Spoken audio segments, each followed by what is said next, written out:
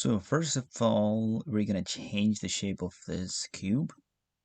Press S and then Y for Y-axis. We're gonna make it a little longer, and then S again, and Z for Z-axis. We're gonna make it a little shorter. I mean, vertically shorter. So this is what we get. After that, press Ctrl A and then apply scale. Not location, rotation, but scale. Okay. After that, what we're gonna do is we're gonna go to modifiers. Just remember that the object should be selected. And then go to modifiers, add modifier, and choose array. Okay.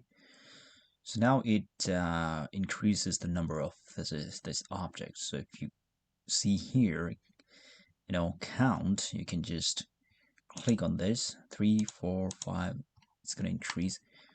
It's not increasing its size, but it's the number of objects because of the gap. There's no gap, so it looks like one object. But if you go to this X, you can see if you increase the X, you'll see that there's a gap between two objects. Okay, you can increase the count according to your preferences. After that, we're going to go to add, empty, and choose single arrow.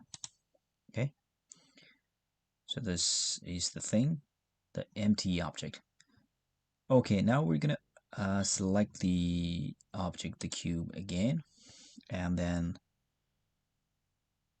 in the modifier we applied this one. We added array modifier. Under that, there's an option called object offset. Check it and then go to its sub menu, and there is something called object. If you click right beside it, you'll find three options. By default, the empty is not here, but since we added empty, the empty shows up here. So choose empty. Okay, now the rotation or anything related to array is controlled or related to the empty object. Okay, so now we're gonna go to empty. You can click here on the empty, or if it's kind of hard to click here, you can go to empty on this scene collection. Okay, anyways, we need to select the empty, and it shows here on the right side, it shows the properties. So on rotation, we're going to go to Z axis or Z rotation. You can just increase the number, so it's going to increase the rotation. Okay, it's going to rotate the object like this. We'll go to object again, and then we'll increase the count. Okay, like this. After that, what we're going to do is on factor, we're going to increase the Z axis. Okay, just click here, maybe just a little bit, increase. Okay, now you can see it's already creating a spiral staircase. We're gonna play with the factors. Okay, so right now it's kind of it's already good, but still, if you play with this factor X, it's gonna be like this, a little closer. Okay, we can go to empty and then play with the rotation. Sorry, it's the location. Okay, a little bit, and then scale, it should be okay. Well, we're not going to play with scale, but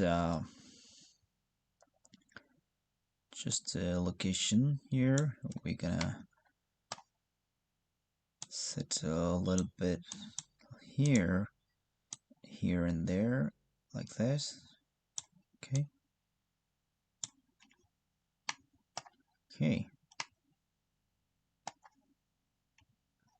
So this is what you get. Okay.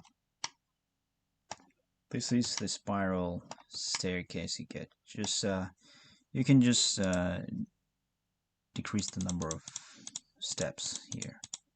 You don't need that much. Okay. If you increase, it looks like this. And if you decrease, it looks like this. Okay. So this is how you can create a spiral staircase with the help of array and what's that? Empty object. Okay.